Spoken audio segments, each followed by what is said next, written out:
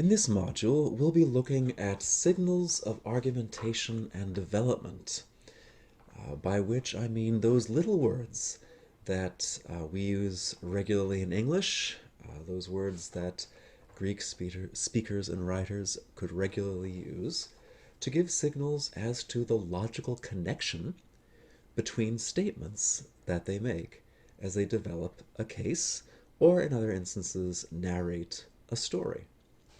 We are familiar with these sorts of signals. We use them all the time.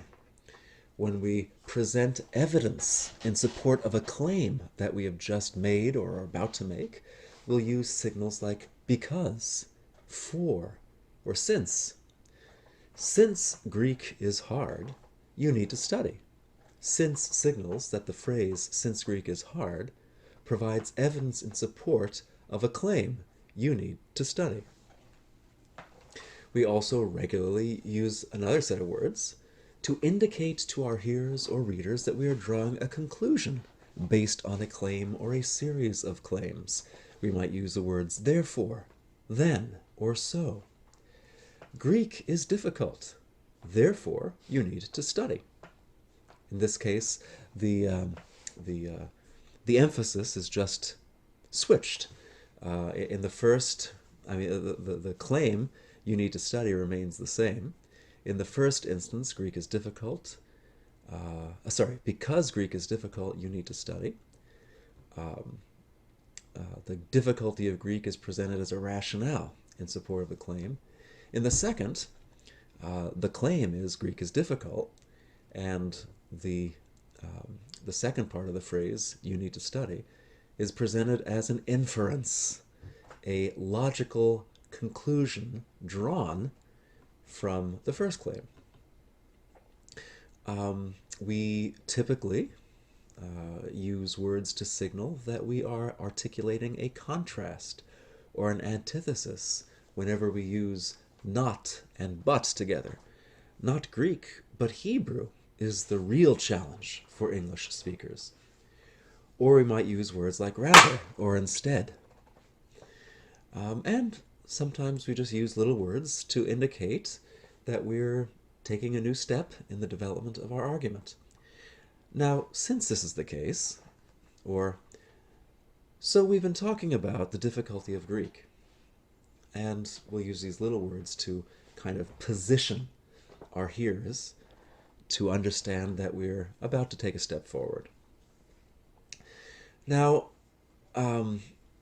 we rely on words like this to a great extent to signal to our hearers or our readers the nature of the material we're presenting and the connections, the internal connections in the material that we are presenting, to help them follow it as a logical argument, and therefore help them assent to it, and be willing to accept our claims based on our evidence and know what is being presented as evidence and the like.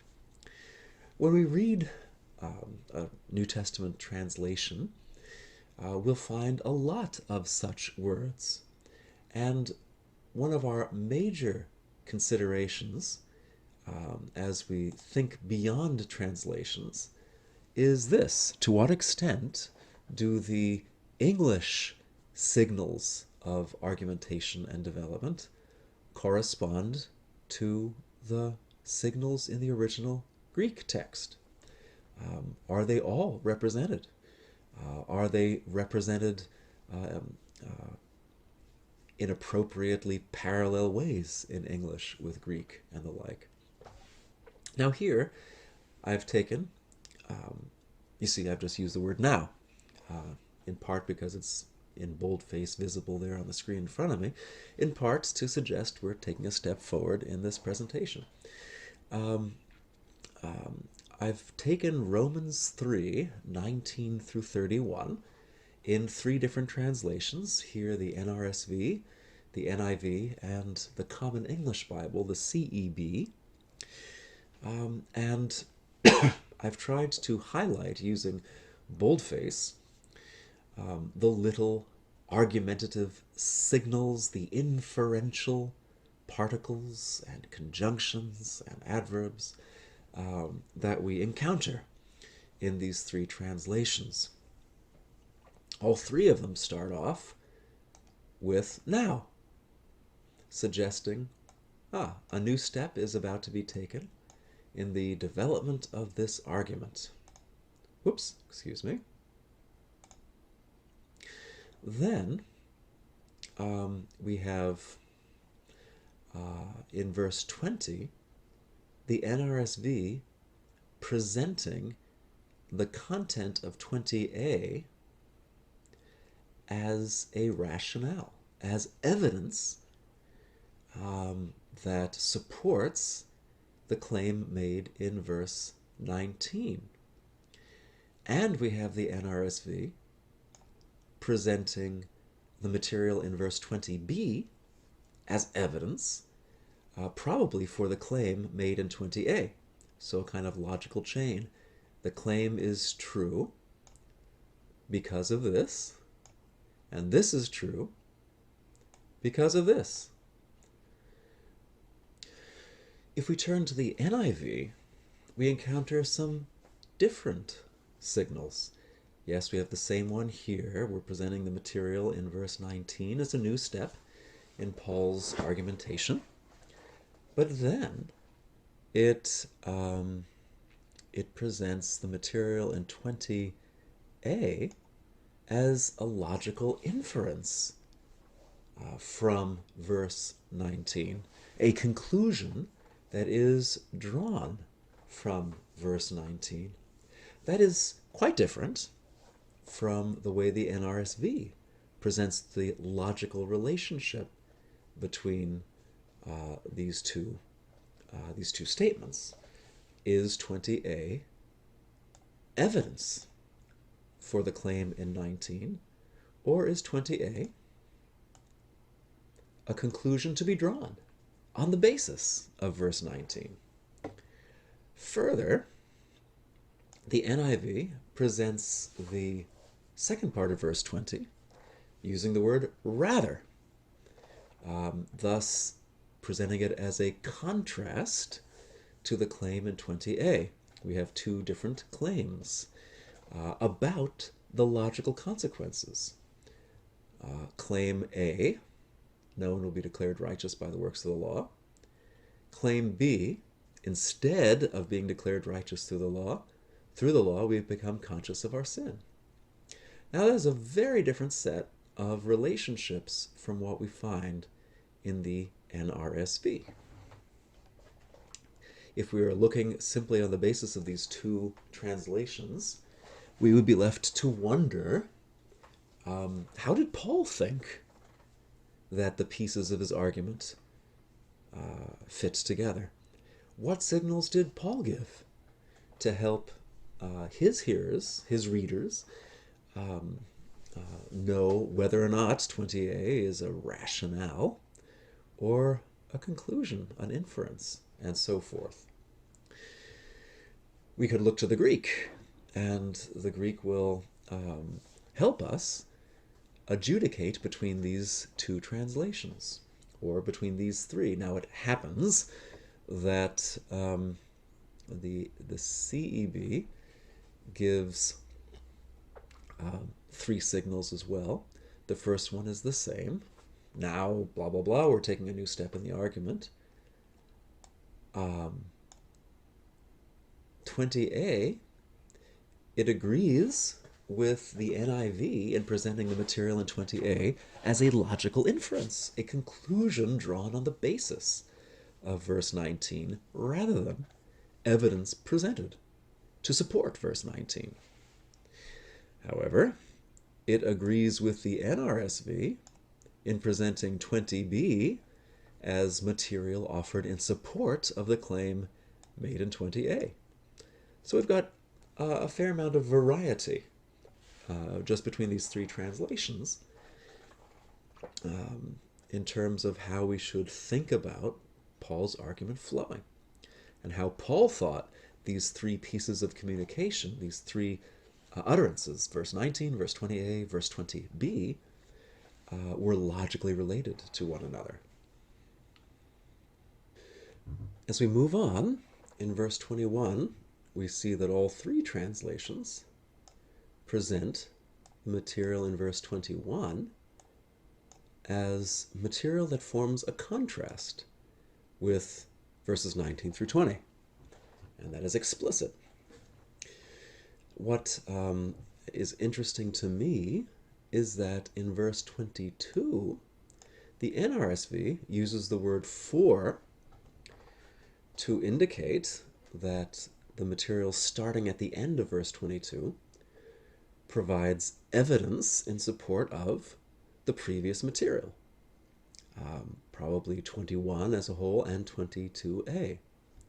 Whereas the NIV and the CEB have no such inferential conjunction there. There is no for, there is no difference. For, there's no distinction. There's simply the bald claim. There is no difference, there is no distinction. And the translators leave it to us to infer that this is somehow explanatory or evidential for what precedes. A question on my mind would be, did Paul put a clear logical connective here to signal how he wanted the words "there is no distinction" to be understood, or did he not? If he did, I want to know what signals he was giving his hearers and readers. Whether no particular signal, or a signal, this is a rationale, this is evidence, or perhaps at least in some way explanatory. We notice also at the beginning of verse 23, the NRSV presents, "Since all have sinned and fall short of the glory of God," as a rationale, or perhaps an explanation, well, a rationale for the claim, there is no distinction, because all have sinned and fall short of God's glory. The fact that all have sinned, that all fall short, provides evidence in support of the claim there's no distinction between Jews and Gentiles in the way God sets things right. The NIV similarly gives a marker of this kind of relationship. Verse 23 provides evidence in support of the claim there's no difference between Jew and Gentile.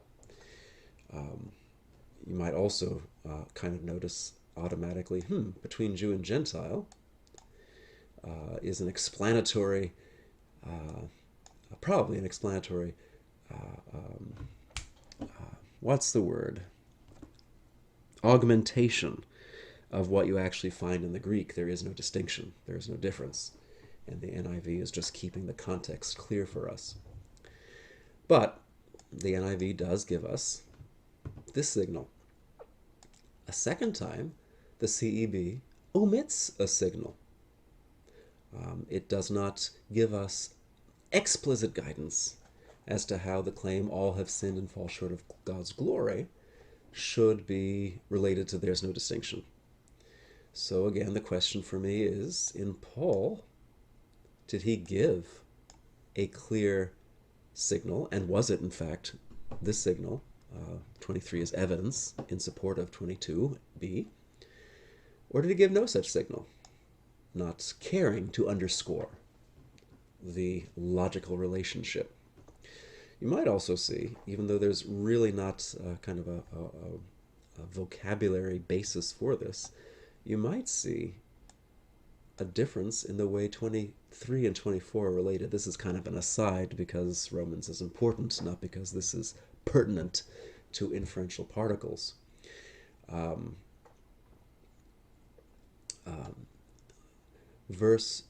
The NRSV presents 23 as evidence, explicitly as evidence in support of 22, and then 24 is just a new thought. But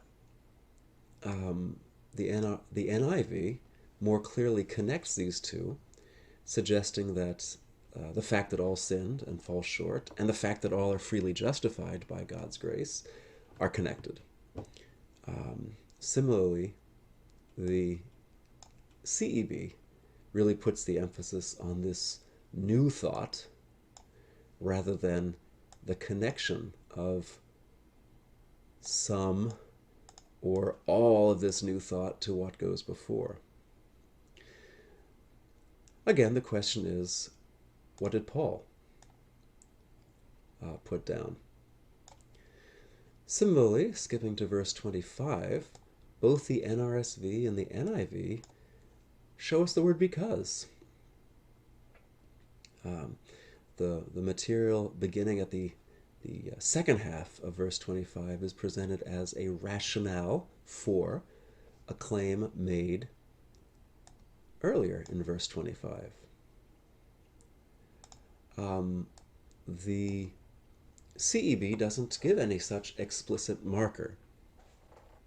Does Paul? Does Paul not? And so we could continue through this passage, and one of the things that emerges rather clearly is that the CEB omits a lot of the inferential particles or conjunctions that the NRSV and the NIV take pains to include. So, again, the question before us is, to what degree is the logical map formed by all of these words, to what degree is the logical map in a given translation an accurate reflection of the explicit logical map of Paul's own argument? Now, we can actually just briefly look together at this, and because 4 columns is a bit unmanageable for me, I simply have omitted the NIV. But you can see here that there is, in the word de, a little particle that is represented in the NRSV and the CEB, and we might remember the NIV. Now, taking a new step in the argument, we see that Paul does put an explicit marker here in verse 20, dioti. And, as we would see, if we were to at this point turn to a Greek lexicon, this distinction that we observe between the NRSV, which presents verse 20a as a rationale, because, and the CEB, which presents 20a as an inference, therefore, is actually an ambiguity inherent in dioti. Now, I've not done a statistical analysis of this. My gut tells me that dioti is more often used to present evidence because of this than to present a consequence, but the fact remains it could, in different contexts, mean either. So the difference between the translations is a result of the ambiguity inherent in the Greek. We do have an explicit marker here halfway through verse 20, and it's not nearly as ambiguous as dioti. So the NRSV and the CEB, by presenting then the material in 20b as evidence in support of 20a, do a better job than the NIV in terms of displaying the relationship of 20b to 20a, at least insofar as Paul gave such signals. We find that there is a reason for the but in 23, and in 22b, the little word gar appears, and that tells us, yeah, Paul does in fact want to give an explicit marker that there's no distinction, offers evidence for or an explanation of 22a. So the CEB might take a step away from representing Paul fully in its decision not to translate the word gar there. Similarly, we have gar again at the beginning of 23, which the NRSV translates as since, a word that we typically associate with presenting evidence in support of a claim. And that aligns well with the meaning of gar. And the CEB again opts not to translate this explicit marker of argumentation, thus, again, revealing less to us of what was in the Greek original.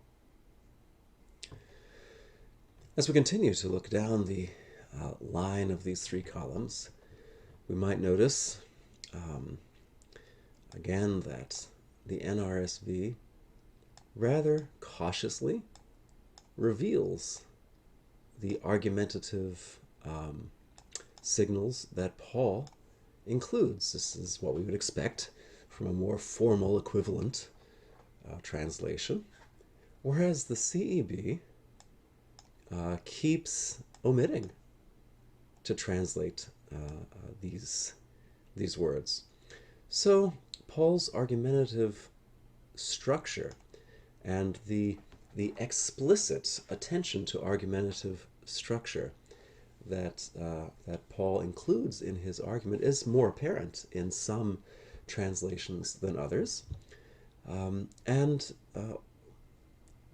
not 100% clear in any one of them, at least because some of these signals are inherently ambiguous, as we saw with diati, which could present evidence, which could present a logical inference, a step forward, a conclusion being drawn.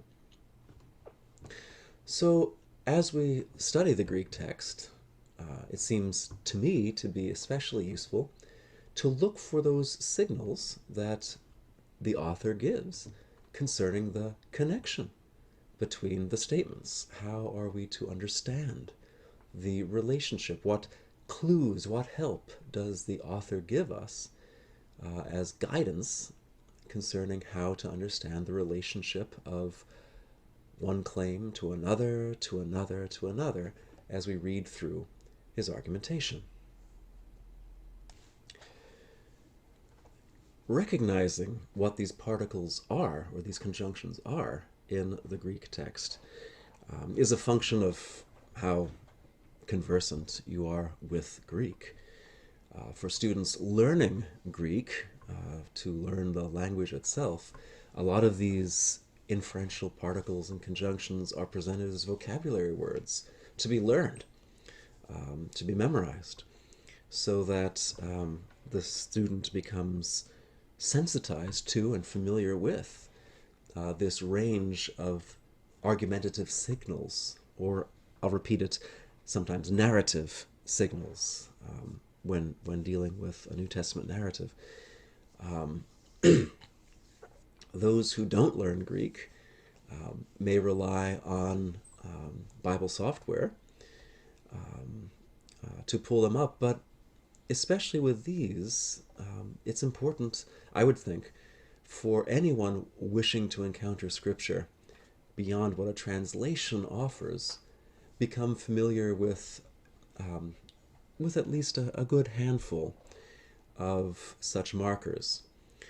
Now, for my own students in encountering Scripture beyond translations, you have an exercise which begins with several pages of instruction, providing you with maybe 12.5 of these particles and conjunctions with very brief definitions, indications of how they function, what kind of argumentative signal each one is.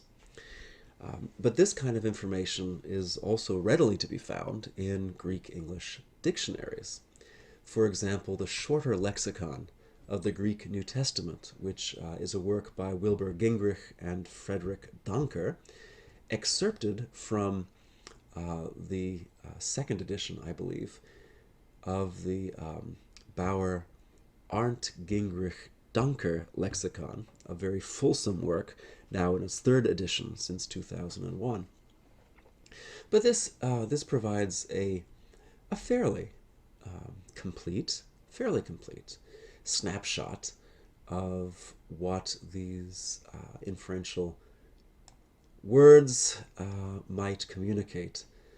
And here on this PDF on which I've excerpted that same dozen and a half inferential particles and conjunctions, we find, for example, Allah, which is a strong adversative particle, generally translated but, or yet, or rather, or instead of, hence introducing a contrast, a strong contrast, as this little note gives you, stronger than de, which is another particle on this list. And in the entry, there is some indication of examples where Gingrich and Donker think that Allah has the sense of these italicized words, which are offered as glosses, basically English translational equivalents of Allah in those contexts.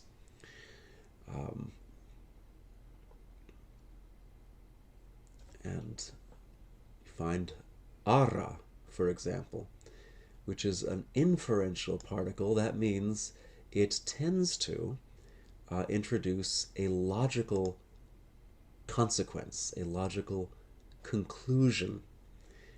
Hence the kind of words, the kind of glosses in English that tend to represent ara in translations. Gar is an especially important one. It's very frequent in the New Testament, and it generally expresses cause or reason. Less commonly, it merely introduces explanatory material. And here it's a matter for you to discern.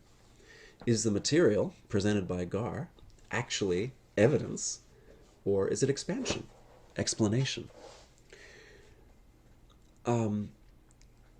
More rarely, it can introduce a conclusion or merely connection, but its primary sense is to indicate a cause or reason. De is an interesting word, which is given kind of too short an explanation in the Shorter Lexicon. It's presented as an adversative particle, adversative implying a contrast, but it doesn't always. It can be a continuative particle, and this is evident by the glosses that are provided. It is often translated and, it is often translated but. And really the word doesn't mean and or but. It means different things in different contexts, depending on how that context is suggesting relationships between elements of the sentence or of the discourse. And sometimes it just indicates a transition. This is the word that gets translated now at the beginning of all three of the translations we looked at in regard to Romans 3:19.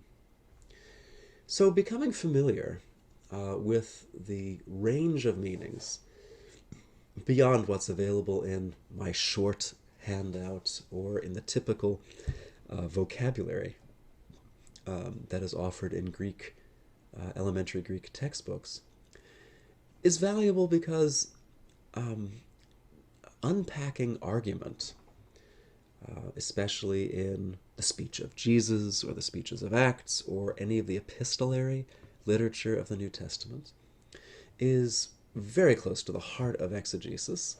And these explicit markers that authors care enough to insert are signals that they want the hearers or readers to encounter and to point them to the right way to relate the pieces of argumentation together. Now, the shorter lexicon, of course, gives, as its name implies, very brief snapshots of usage. The Bauer, Danker, Arndt, Gingrich Greek English lexicon gives much more fulsome information. And again, for beginning students, this can be overwhelming to the point of becoming unhelpful. But if the beginning student were to simply not see the parts that are incomprehensible and focus only on the parts that are comprehensible, the Bauer, Danker, Arndt, Gingrich lexicon can still offer a wealth of helpful information about each of these inferential particles and conjunctions. I would especially draw your attention to the main headings that you might encounter within each entry. For example, with Allah, you get this explanatory line. After a negative, after a no or not, or after men, Allah means on the contrary. It introduces really argumentative considerations against what just came before. So, subheading A, Allah could introduce a contrast. It could introduce, oops, I'm sorry, I skipped one. Could introduce a statement about a procedure that contrasts with what precedes.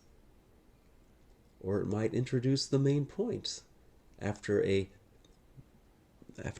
kind of straw man question has been answered in the negative. Should we continue in sin so that grace may abound? No, but rather.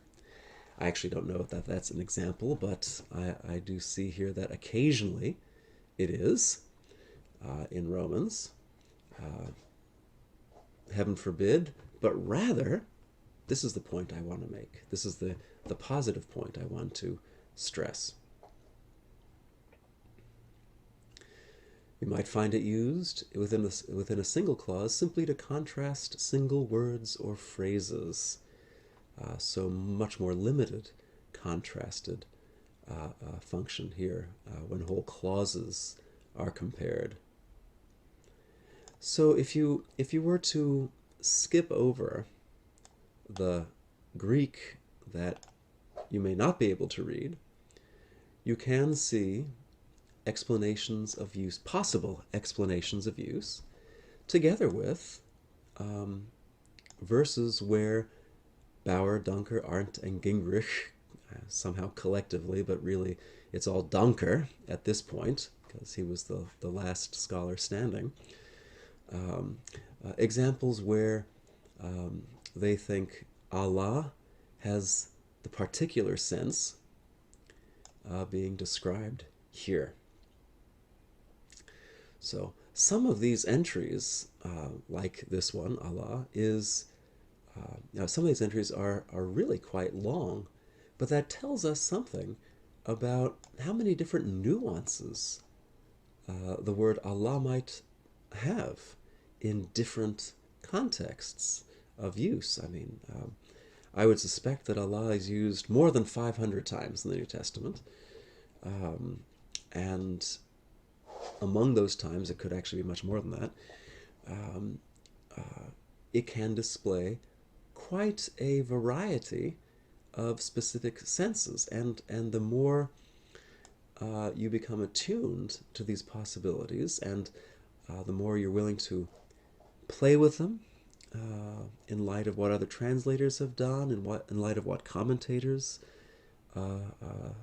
suggest about a passage, it might open up the inner argumentation of important New Testament texts much more fully than simply relying on what an English translation or even a number of English translations have chosen to represent in regard to signals of argumentation.